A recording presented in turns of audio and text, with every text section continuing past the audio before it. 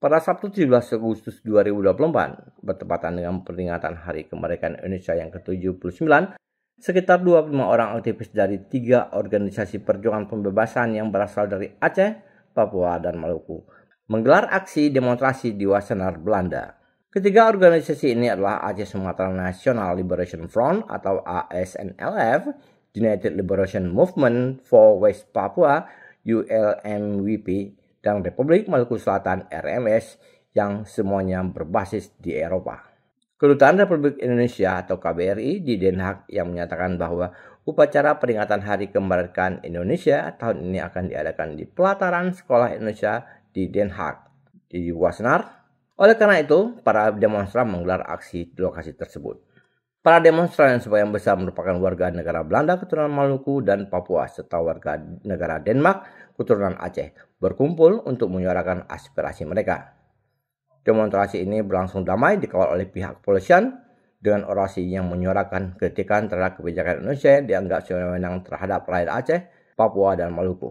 3 organisasi tersebut memaparkan kondisi terkini di kampung halaman mereka diiringi dengan seruan untuk kemerdekaan dan penghormatan terhadap hak untuk menentukan nasib sendiri. Agar tidak mengganggu secara langsung perayaan kemerdekaan RI kali ini, pihak KBRI memasang kain hitam penghalang agar para demonstran tidak bisa melihat secara langsung dan mengganggu aktivitas 17-an di lokasi tersebut.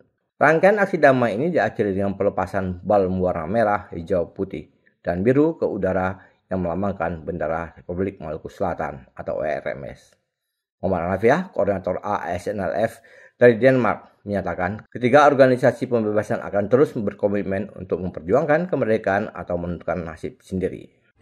Kami komitmen untuk melawan aksi 17 Agustus karena kami tidak setuju 17 Agustus itu diadakan di bumi Aceh, di bumi Papua, dan di bumi Maluku.